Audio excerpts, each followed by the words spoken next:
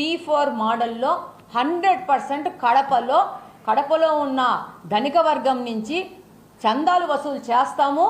Definite గా కడపను ఈ యొక్క సీసీ కెమెరాల నిర్బంధంలోకి తీసుకొస్తాము. సీసీ కెమెరాలు పెట్టి ప్రజలకి, పోలీసు వాళ్ళకి, ఇక్కడ ఉన్న మహిళలకి, యువతకి వాటి గిఫ్ట్ గా ఇస్తాం.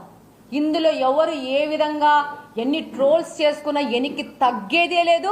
ఇది చేసి తిరుతామని మరొకసారి గట్టిగా చెప్తా ఉన్నాను.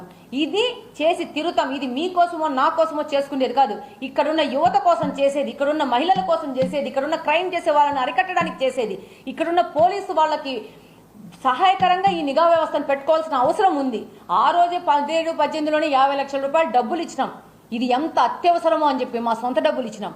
ఈ రోజు అధికారంలోకి వచ్చినాక ఇక్కడ మనము ఒక మంచి చేద్దామని అనుకున్నప్పుడు దానికి అవరోధాలు సృష్టిస్తే దాన్ని ఎలా దాటుకోవాలో మాకు తెలుసు. దాటుకుంటాం, కెమెరాలు పెడతాము.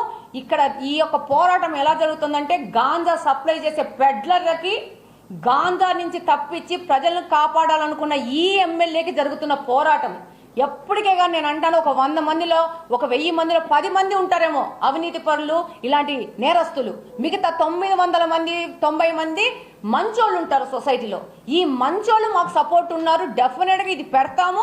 ప్రజల కోసం, మహిళల కోసం, యువత కోసం, విద్యార్థినుల కోసం, పారిశ్రామికవేత్తల కోసం, వ్యాపార వర్గాల కోసం. ఇది ఒకరికి కాదు, ప్రతి ఒక్కరికి. ఒకరే మీరే వెళ్తూ ఉంటే ఒక యాక్సిడెంట్ అయిందనుకో, హిట్ అండ్ రన్ అయిందనుకో, ఎవరు కనుక్కుంటారు ఆ వెహికల్ని?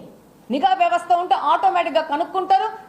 తగిన కాంపన్సేషన్ కావాలి, దాని మీద కేసులు బుక్ చేయడం కానీ జరగాలంటే నిఘా వ్యవస్థ ఉండాల్సిందే. మీకు ఒక